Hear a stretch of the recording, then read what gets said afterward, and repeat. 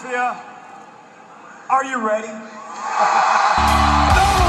He said, are you ready? This is Brotherly Love Wrestling Podcast, your first stop for everything professional wrestling. So sit back and enjoy wrestling talk at its finest with your hosts, Larry Hall and Joe Corrado.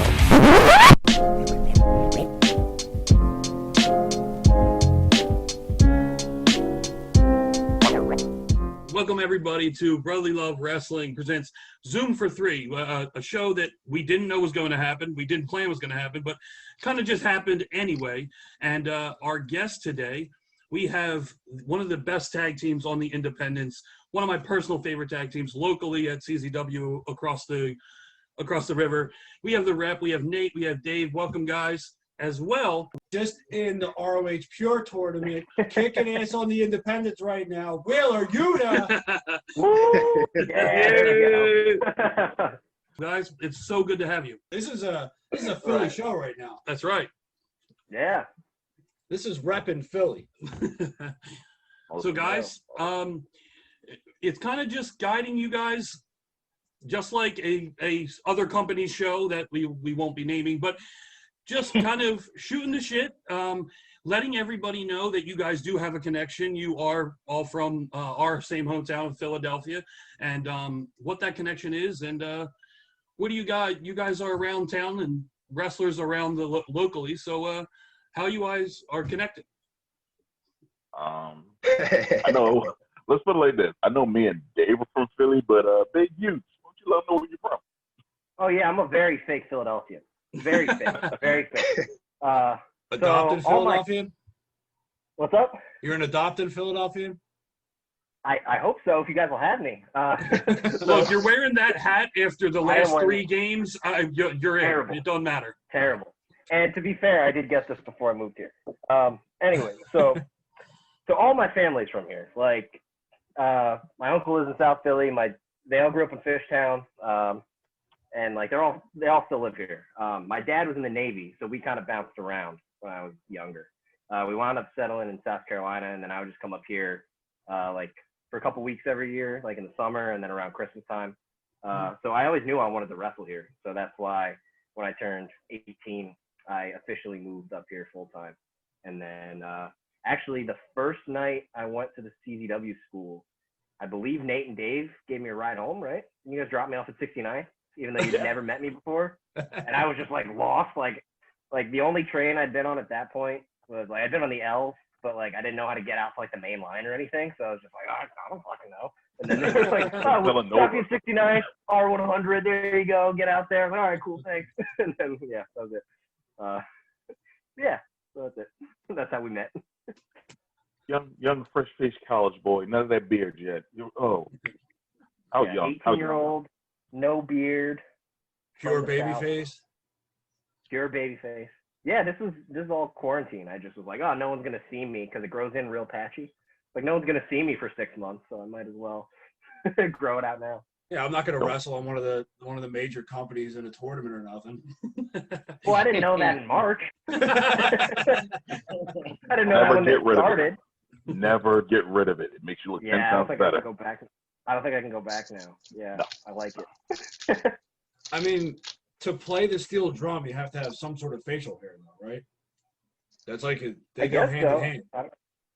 I guess. I mean, I was getting a lot more gigs when I was clean shaven, like nice 18-year-old boy. I used to play like weddings and stuff, and I think that I probably got hired a lot as just like pity. People are just like, oh, this young child wants to play my wedding. Sure, he's not charging me much. I don't know. Dave, what are you doing? Like, Dave just like stared off into the distance. He's trying to look busy. We're giving him he's giving us leeway, so we're giving him leeway. He's still kind of right. Shoot jobbing it. So, when you guys were coming up, how'd you get into wrestling and how'd you become a tag team? Dave, you want to take this story since you tell us so much better than I do? I was a huge Hardy boy, Mark. So I knew I wanted to be a tag team wrestler from the jump. I knew that from the jump. I knew that going into it. That's what I wanted to do. I didn't plan on having a partner or nothing like that at the time, but I know How? I know that when I What are you talking about? What are you talking listen, I would anyone will do. Anyone Tag will team do. wrestler, no partner, but tag team wrestler, yeah. Oh my god. And so we were supposed to go to the ROH school, and they wanted way too much money down. So we ended up going to the CZW school instead, Still poor. where we met a boatload of people our first night, and been doing it ever since. So how did you guys get connected with Maven and him becoming your manager? We met Maven our second day of training, and he pretty much you wouldn't know about looking at him, but like, he put a workout on us that day, and like had us working our tails off. So he kind of did he take you under his wing after that? Yeah. Yeah, maybe he looks just like a standard regular old manager, but Maven ain't no joke when he really want to be. But like we've been cool with Maven like ever since then. Like, it's just somebody He that's also would always take around. us to the WXW shows back in the day in Allentown. Oh yeah, that was it. That was a ride every month. I like hearing the two different viewpoints on what's going on. I remember I can't remember Nate or Dave. I can't remember which one. Didn't one of you guys have Maven as like your coach in like NFL Madden, like Coach Motors, some shit like that? Like I just remember like you came in and you're like, "You see my coach?" I was like, "Yeah." He's like, "It's Maven." I was like, "Oh shit, it is." Oh yeah, whenever I play Madden on franchise mode and got to make a coach, it's always Maven Bentley. Right. It entertains me, so I'll keep it that way. Does he know this? What? Does he know that he's your coach? I don't care. He doesn't need to know that much. That's none of his. That we'll find out. This is my franchise mode. This ain't none of his damn business. We did talk to Maven, and he did say about his training and how he would, and like all the different regimens he would go on, like 500s he was calling it. Yeah, 500 burpees, Yeah. 500 squats, 500 push-ups, 500. It was just the number 500 stuck out to me. Yeah, and we have to do every exercise straight, and if anybody stopped in the group, we would start over. Ooh. It's that old football coach mentality to like, it's like high school football. He's like, I know I got you by the balls. You're going to do it until they almost enjoy watching you throw up. Still not the toughest coach. Still not the toughest. Okay. We all know who the roughest, the most strict coach we've all had. We're talking about Big Gulak? Talking about Big Gulak. So Gulak stretched you more than that? Gulak is the glue that binds us all together. Yeah, he really is. Whether we win I remember my first day training with Drew. I remember because since I'd already trained a little bit, they didn't make me do the CZW school tryout. So I think Drew just made class especially hard that day because he knew I hadn't done the tryout. Because I just remember, have you guys ever been, like, you guys have been to the old, like, building in Blackwood, like the dojo? You guys ever come to that? Yep. Yeah. So we're like, it's like in a big industrial park. Drew had us like, we were doing a drill where it was like everyone would lay down on the ground. We started in the ring. Like everyone's on the ground, like spaced out. And one person had to run and like step 1 foot in between everyone in the class and then get to the end and like drop down. So we start doing this in the ring. So I figure we're going to keep doing it in the ring. We wind up like on the other side of the industrial park, like doing it in the street. And Drew is like yelling like, "There's a truck, move over!" So we all have to like get up, run to the sidewalk, and he's like, "Keep doing the drill." So we all just drop back down and we're doing the drill again. This is my first day at CZW. I'm like, "Oh my god!" And then we get inside, and he's like, at the end of class, he goes, "You have fun?" And I'm like, "Yeah, I guess." Like it's that whole mentality that has completely changed nowadays. Of like the tough coach can't be the tough coach because if one person has a problem with it, then you can't do it. It's like that, like because that's what I grew up with in high school sports. Like you basically went until you physically like passed out, and even then you had to get up and still continue to go. Right. But they don't do that anymore. Well, I mean, dehydration and stuff does play into that, but for the most part, like you don't hear about those stories anymore about the coaches that are just crazy hard on you. But I mean, you do feel like it made you better, or at least shaped you in some way. Yeah. Oh yeah. It Definitely. It gets you to the point where it's like there's nothing anyone's going to ask me to do like in a training setting where I'm going to go, oh crap, I can't do that because I've already been tortured enough. And I'm like, I just don't give a fuck. What do you want me to do? 500? Sure, I don't care. Whatever. It means I don't care anymore. I'm numb to it all now. It gets you to the point of like ultimate toughness, body wise and mind wise. It's definitely the mental stuff that's more Drew's game.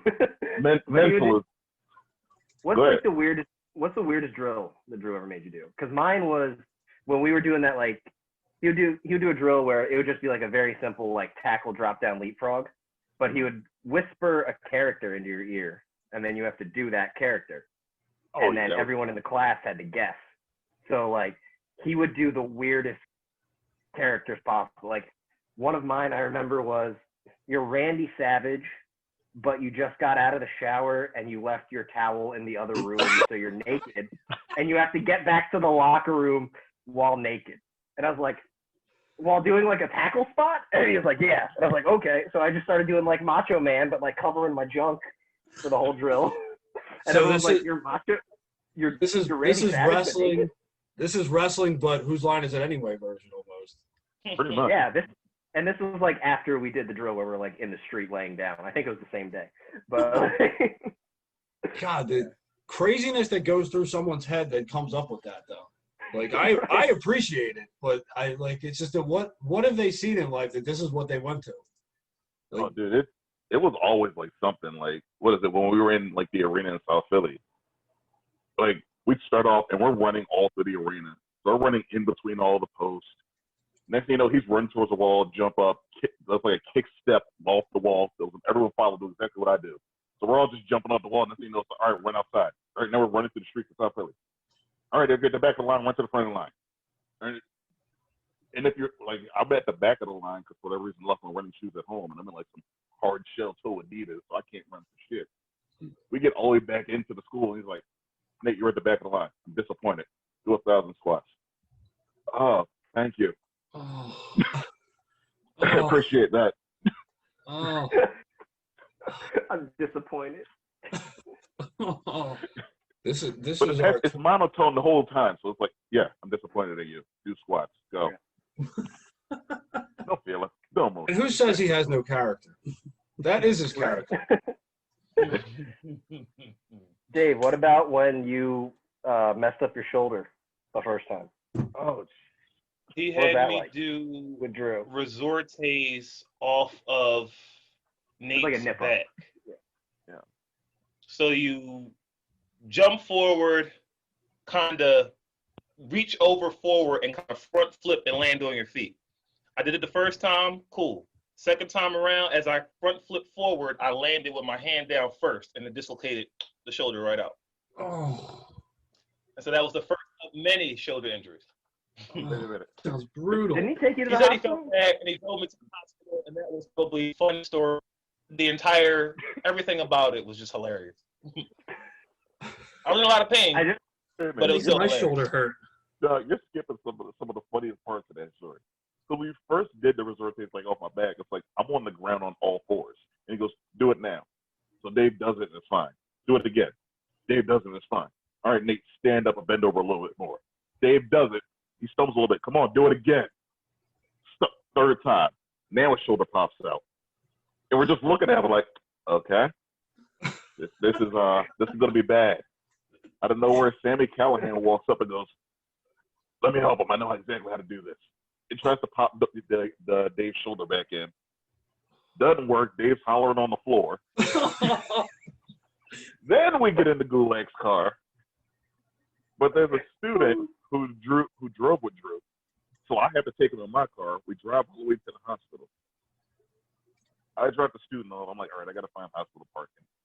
Dave and Drew are in the emergency room. I come walking like 5 or so blocks away.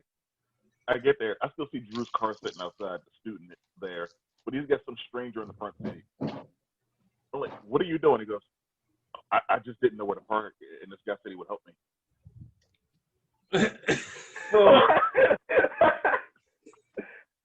Where you know? Well, exactly. So, What? like, Why would you? So he's gonna let some stranger in the car and help him take him to park? Help him park? What does that mean?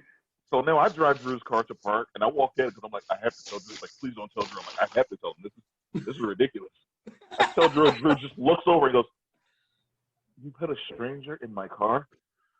What the fuck is wrong with you?"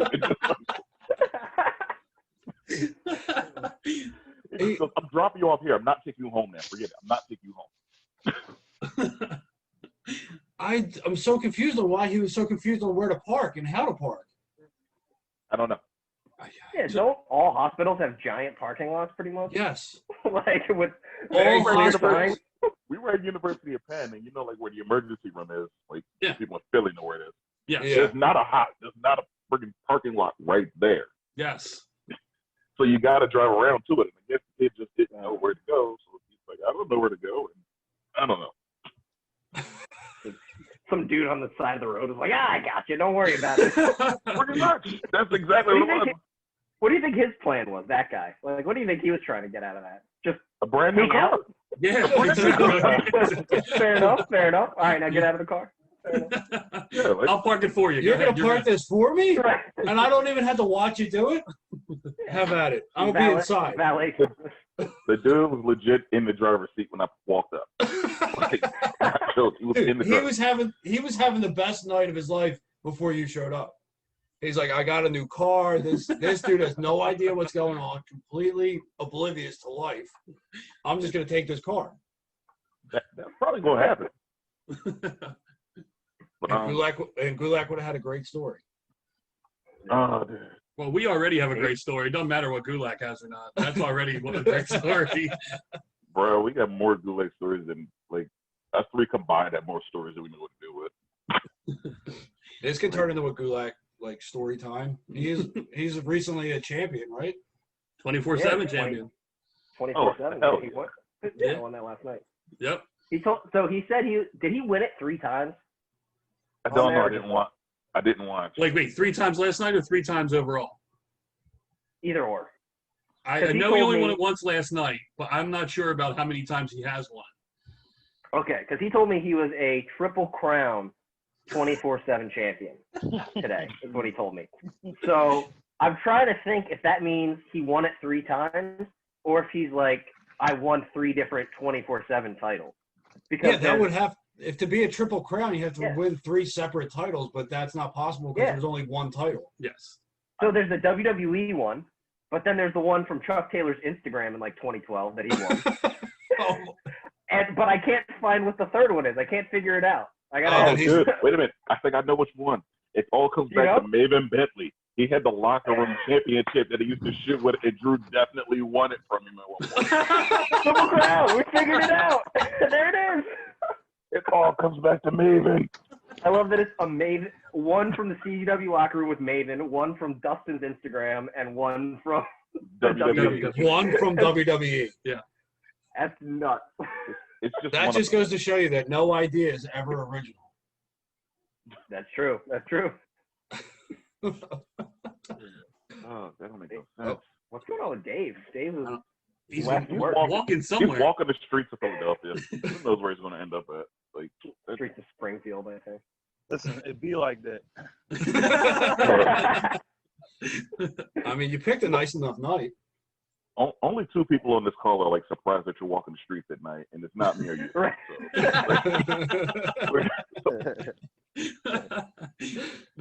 I mean, if we're gonna get everyone in their natural habitat, I'm glad we're doing it. Yes.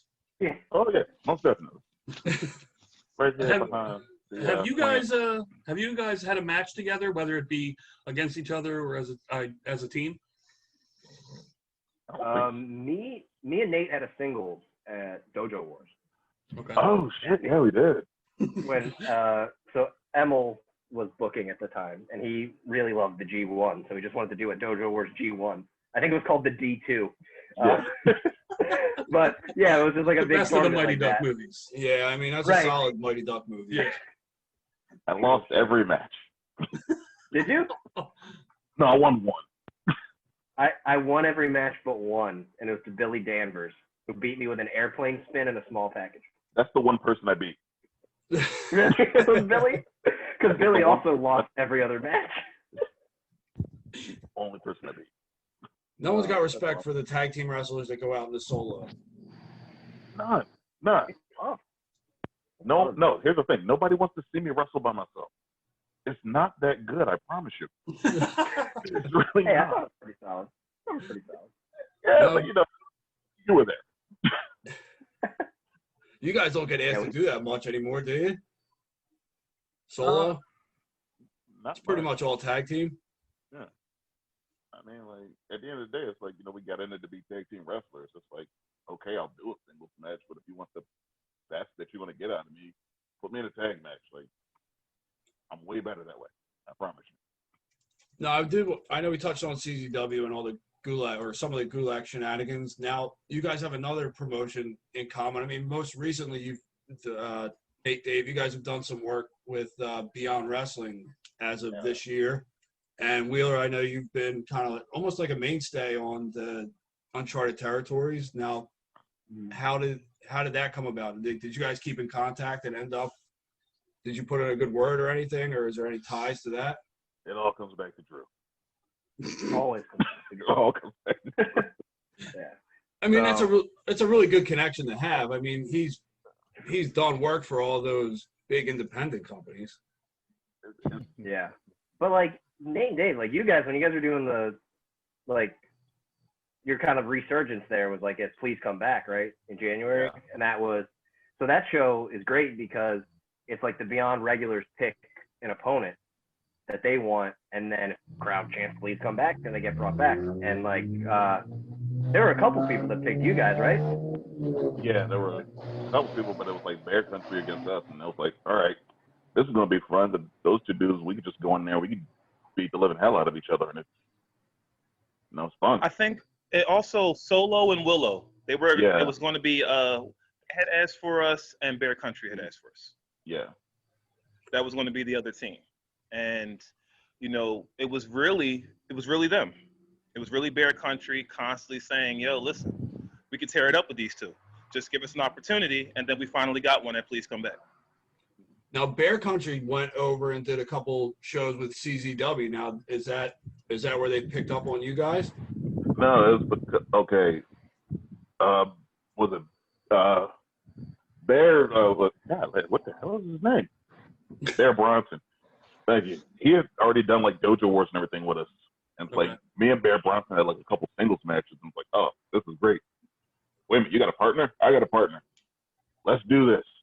So we've been trying to do this for like a while, and it was like I've been like even at CCW like before that, like I've been like yelling in everybody in charge's ear, like you got to bring in Bear Country, you got to bring Bear Country, like we'll do it great, like it'll be wonderful, like we can have it. So we finally convinced them to bring them in, and they were like, all right, well you guys want them? Like no, wait until a big show, just let them beat everybody else and wait till a big show, like. Because if we're already running around as the big guys who beat the living hell out of each other, then you have Bear Country who are slightly bigger guys than us, and they beat the hell out of everybody. Why wouldn't you want to wait till a big show? You go, holy crap, we can see what happens when you just throw them at each other. Yeah, that's usually the way to do it, to build monster tag teams and kind of bring it to a peak. Mm-hmm. Yeah. So, but they kind of missed out on it. I mean, we did it once. We did it twice at CZW. We did it at Cage of Death this last year. And then we did it Saturday night special in February. Okay. And then March. March. Yeah, March. I'm sorry. March. So that was right before all the craziness happened. Yeah. But Beyond, that was definitely something like we really wanted to do. Like, we wanted to get into it. Yuta's the man that made it all happen on that one day. Stressful day. Oh God, yeah. So that was a fun day. So it was like we had to get. So the Beyond show was literally across the street from Gillette Stadium, like in Foxborough. So there's a beautiful picture of all three of us in our Eagles gear giving the bird to fucking Nice. Gillette Stadium. Such a happy day. Right. It was so good. But yeah, so we had to leave at like, trying to think, because the show was at like 1 or 2. We went to like Leave 5 at in the 5? morning, dude. Yes. Okay. So we had to wake up at 5. So it was, I live like out by Temple, so it's easier for me to get to Dave first, and then I got to go out to Nate. So I'm going to go pick up Dave. I'm sitting outside his house. I'm calling. No one's picking up. All right, calling. No, nothing. All right, calling. Then I call Nate. First ring. Hey, what's up, man? Hey, Dave's not answering his phone. Should I just come get you? And he's like, yeah, Chad's here too. Chris Bishop is there, coming with us. So go get Nate. Come back around. Sit outside Dave's house for another half hour. It's like 7 at this point. And then Dave finally picks up and goes, dude, I'm so sorry. Like he had all his bags packed. He had everything. He was like by the front door. I think, wasn't it unlocked too, Dave? Like, didn't you tell us that later? Here's like, the thing, and this is oh, Nate's just- fault. This is where Nate should have known what the deal is. Oh, I yeah, got so home totally my like fault. 12. At 12 o'clock, I was like, yo, whenever we have a show early in the morning, I may not wake up. So I leave my front door unlocked so that way he could just come in, wake me up, and then we could just go. He didn't come in. The door was unlocked. All you had to do was open the door, wake me up. I would have been ready. I had my bags packed. I was dressed. I tried to stay up all night. It didn't quite work out. Fell asleep like around 3-ish. Oh, like yeah. that. How could I forget? Right This is all before. my fault. Bad Nate. What was I thinking?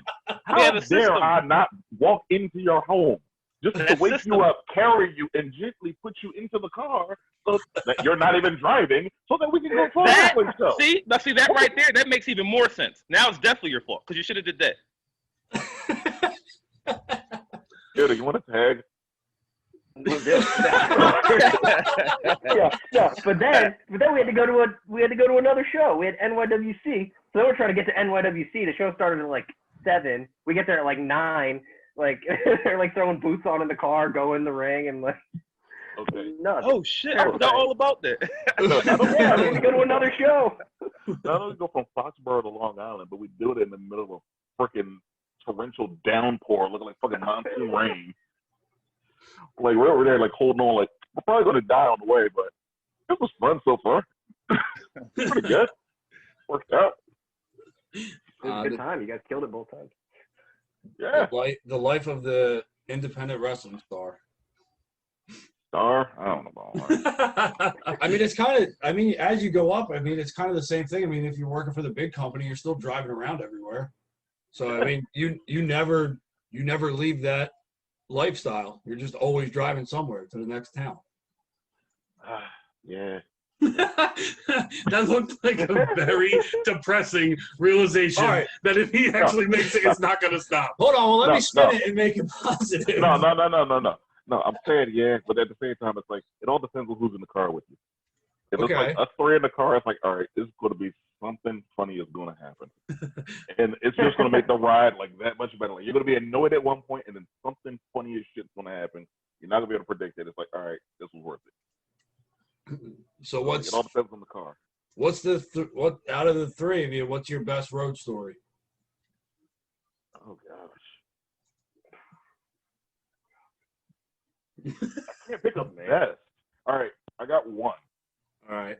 So it's not my best, but I just find it funny. So it's like it's myself, it's Dave, it's Joe Gacy, and it's Matt Fremont. We're in the car, getting ready to get on a plane, go to England. We're all hyped, and Joe is, love this guy to death, but he's super like anal. Like he has to have the itinerary, he has to know everything. He wants to get everybody ready. He's like, yeah, as soon as we get out, just give me a passport. I'm gonna make sure we have our tickets. We're gonna make sure we have everything. So he's the mom of the group. Yeah. I'm like, Joe, I love you to death, but I want you to realize something. The moment me and Dave get a chance to get away from each other, we will, and we don't even plan on it. I promise you one of us is going to get lost. Just don't do that. I'm going to do my best, but I'm telling you, it's going to happen. Just don't freak out on us. We all get out of the car. We all walk. This is a tiny freaking airport. Like, we able to walk through the front door, like, easily. tiny airport. We walk right in. Joe takes everyone's passport. He walks up to the ticket counter. He turns around to say, "Hey, Dave, we're already gone." Dave's on somewhere behind a freaking neck pillow. I think I don't remember where the fuck I was. I just heard Joe yelling at me. "Hey, what the hell? Looks like a freaking cat." I'm like, "I'm sorry. I told you this before in the car. That's why you have passports." And that's pretty much our entire trip to England. Was every time we got anywhere, Joe's yelling at us because we can't be around each other.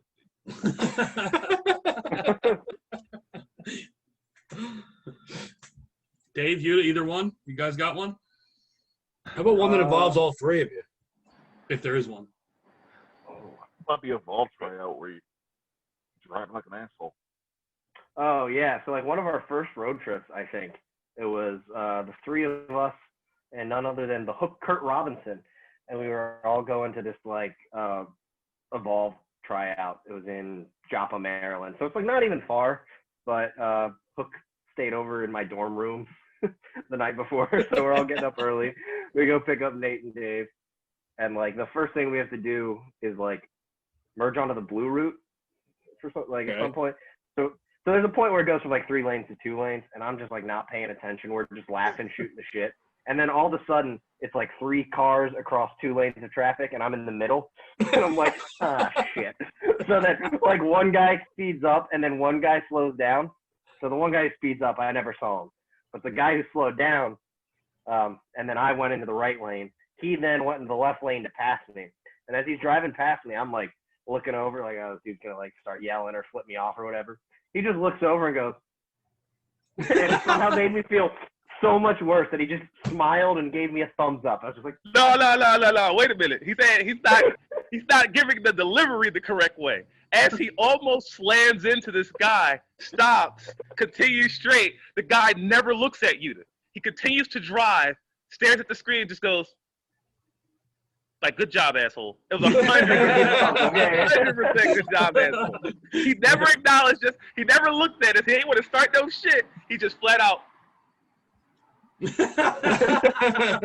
and then I just remember Dave, you go like, "Hey, Yuta, I don't want to die today." Yeah. Sorry. No. I believe the Facebook message was, "Wow, been in the car 15 minutes and almost died. Good job, Yuta." Oh yeah, that's what it was.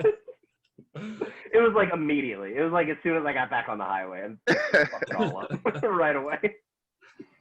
I'm a terrible driver. I know exactly where you're talking about too, and it does sneak up on you very quickly. Yeah, it did. Yeah, but like I think I'm starting to get this pretty bad driving reputation going around. I just remember last time I saw a B-boy, I hadn't seen him in a while, and he just goes, "Oh, what's up, Yuta? You still suck at driving?" I was like, "Oh man." Like I was just greeting. I was like, "Oh shit." Like, yeah, what's up, man? How you been? Good thing you don't have to do it that often to go anywhere, right? Yeah, that's fair. That's true. It's not like you have to drive long distances to get places. Yeah, the only other like crazy road story I've got was coming home from a Beyond show when, for some reason, like those Uncharted always end at like 10, 11. It's like a 5-hour drive from Worcester. And it was me, Effie, and Pinky Sanchez, but it was Halloween. So Effie had his face painted like Danhausen because they were a tag team that night. Yes. And Pinky Sanchez was dressed as Jesus Christ. And he did not change out of his costume after the show. So we went to this restaurant with these fans who were like, "Oh, we'll buy. Don't worry about it." Pinky's dressed as Jesus. Effie's got like half face paint on, like he halfway cleaned it off, halfway didn't. And we're just sitting in this restaurant, and this poor like waitress is just so confused and like baffled. She's like, "It's 11 o'clock. I didn't expect all these people. One of them's dressed like Jesus." I don't know, just that. Nothing crazy happened, but just thinking about that, like, what is my life? I was just like, I'm just sitting here with Pinky Sanchez and Effie, and what's happening? So, no, I just had a question. I forget what it was. Damn it. That happens all the time. Happens all the time. All the time. It's hard to run a show when you can't think of questions. I had it 2 stories ago, and then, all right, I got it again. There we go. We're good. So all the places that you've been, like all the driving that you've done, like do you ever get to like be a tourist and actually go out and see some shit that you haven't seen before? Like, do you get to do that touristy stuff, or is it always just like on the road, go to the show, done the show, get the hell back home because I got other shit to do? Not often. Yeah, it's not too many times we went sightseeing or anything like that. It's usually get to the show, find food. Very true. Yeah. The only times I've ever done like the sightseeing stuff is like going overseas. I was trying to make a point to do that, but I never really do it for shows in the States. All right. So from the shows in the States, what's the coolest town or place that you've like? Where's the coolest place that you've wrestled? Like whether it be fan wise or just town wise or venue wise. Tennessee from last year was pretty fun, and Nashville, that was a fun trip. I've heard we had worked. We did the CZW show Saturday, wrestled Alexander James and say his name right so I don't say it wrong, Nick. Jern Simmons. All right, there you go. Yeah. And then we got on the plane and went to Nashville and did another show for Capital Wrestling. Okay. And going to Nashville, having the quick match with the Rejects, being able to just hang out with the boys, it was a good time. A good time. I was gonna say friggin' we're in Manhattan. We're like on the docks on Cinco de Mayo. For like an old of old show. And it's like we look over, we're like, oh, there's the Intrepid. There's a slam there. This is neat. And we're on a pier wrestling, but the locker room was a yacht that was docked there. Wow. So I was like, this is some weird stuff, but cool. Yeah, it's definitely different. I don't think you hear that often. I'm just gonna go get dressed in a yacht real quick. I'll be back. I mean, at the collective, like last year in Jersey, they had their back room for their building, and it's not big at all. So there's like a U-Haul truck parked out back that people were changing in too. And I remember for a couple of the shows, that was Shinjiro Otani's personal locker room. like he didn't tell everyone that. He just started changing in it, and everyone was like, "Oh, I guess that's Otani's locker room," and no one went in there for like a bunch of the shows. He had his own U-Haul, and like he didn't. That was not his call. Like he was super cool, but everyone was just like, out of respect, we're not going to go change in his personal locker room, which happened to be a U-Haul parked behind the building. You got to work a lot of years to sell a lot of tickets to get to a U-Haul locker room, brother. That's how you know you've made it. Oh, yeah. Right. He's like wrestling in the Tokyo Dome, and now he's changing. I was like, you could have picked a better room. We all would have like moved away and let you at it. So this is big time in America, huh? Changing in a U-Haul. Sold out the Tokyo Dome, and now I'm resorting to this. Hey, man, I'm trying to work with one outhouse. So I do want to ask, since I mean CZW has wrestled in 2300 and done things at 2300, what is it like as a wrestler, especially locally and being in and out of the city all the time, is being in that arena and wrestling in front of a crowd in that arena? We trained there for so long that I guess it was just the natural place to be. It was our first place. We had our first match there. You know what I'm saying? It was for us. It's kind of the norm. Yeah. For us, at the time anyway.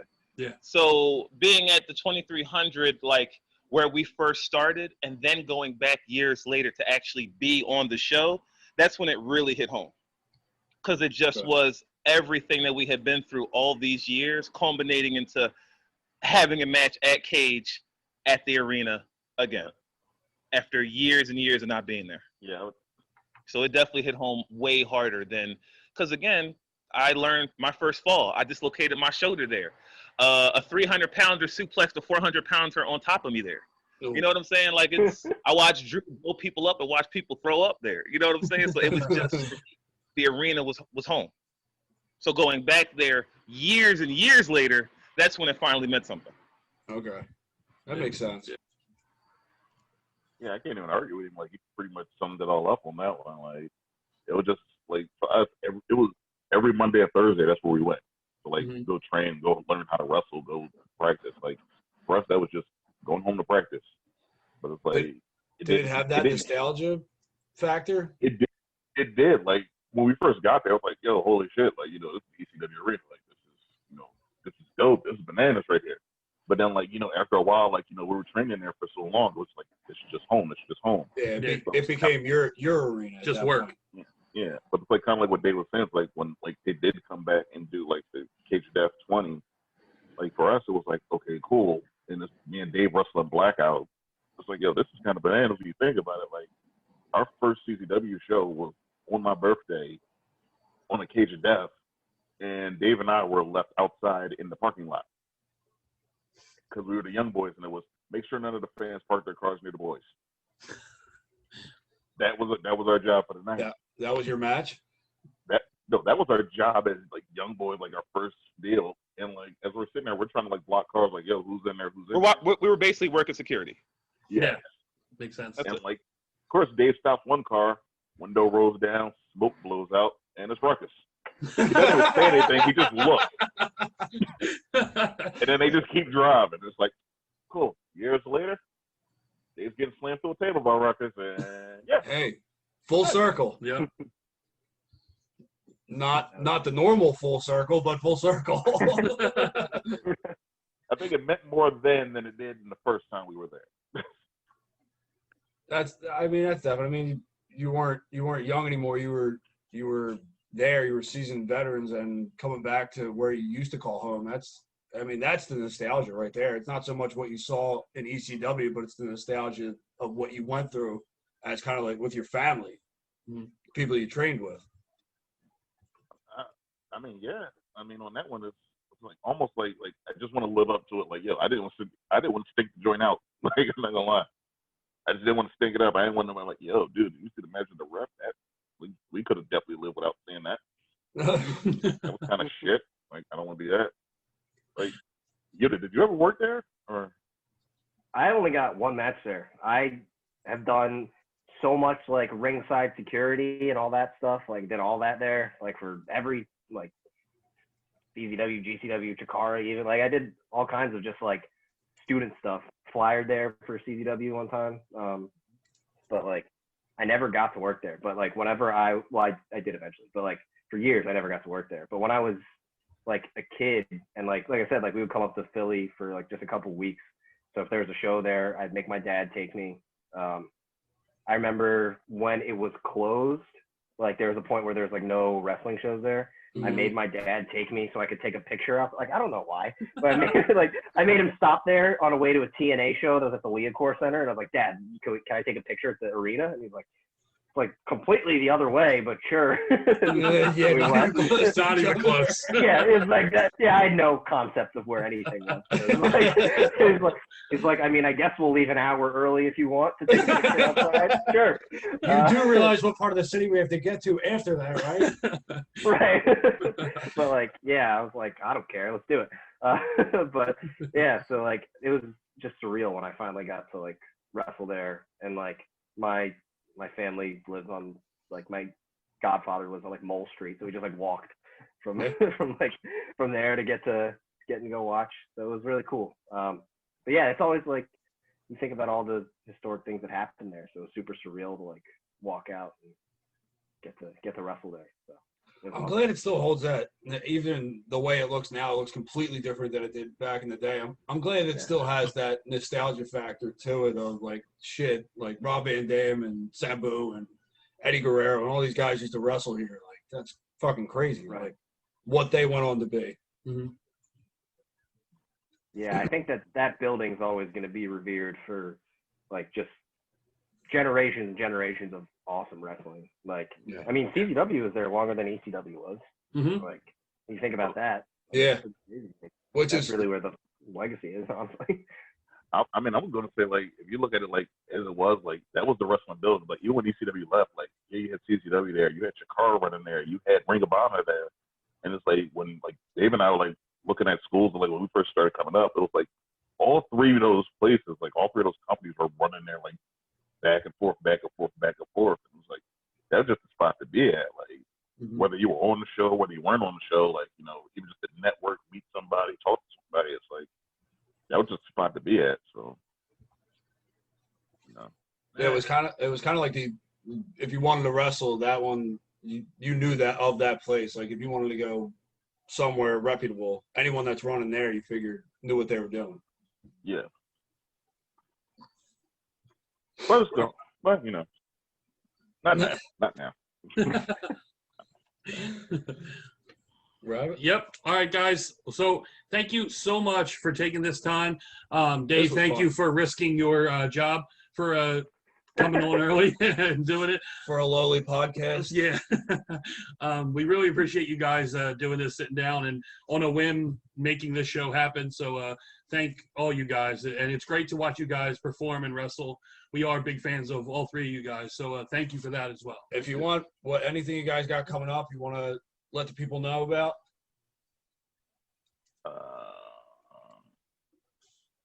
We do have a show, but I actually forget where the heck we're going to be at.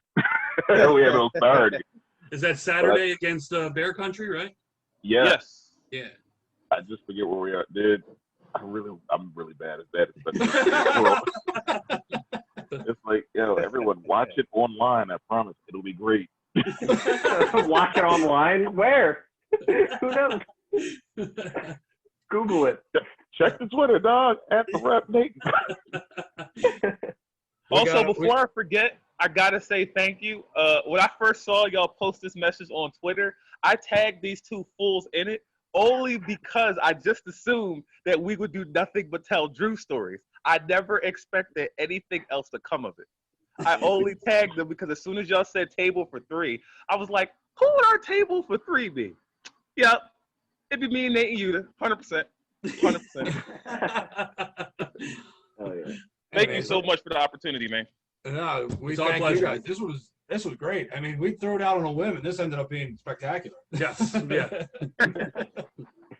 I got to do it again now. It was awesome. Yeah. Oh, most definitely. Look. Part 2. We got plenty more. Always. Our you guys are definitely open door policy. Anytime, we would love to have all you guys back, no matter what. So we didn't even really talk like wrestling. We just talked like stories. Yeah. This was maybe a parentheses wrestling podcast. We got to invite some more people on this one. So, We can make it a table for 5, 6. I mean, we got no limits with Zoom. Oh! No, call up the hook. We're good. Call up the hook. And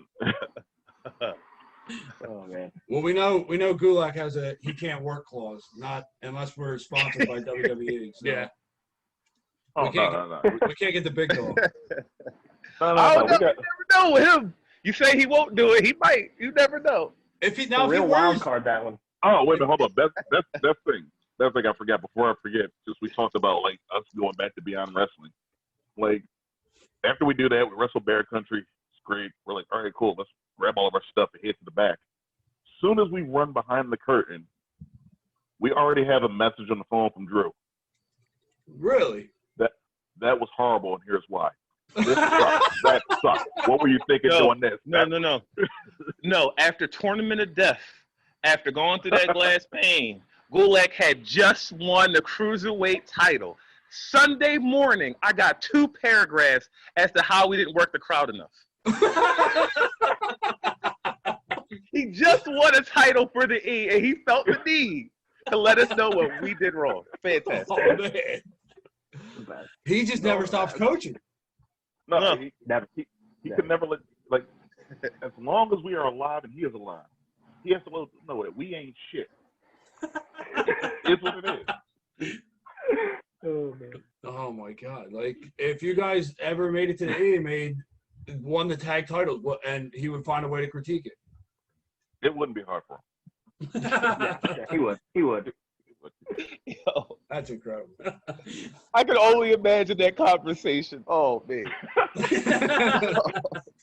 He'd give you like a few hours, Yeah. and then he'd tear you apart. But A hot tag, really? That was a hot tag? That's what you had? that was it. I mean, you just wanted to go out there and shit the bed. You could have told me. Like, we could've made this work.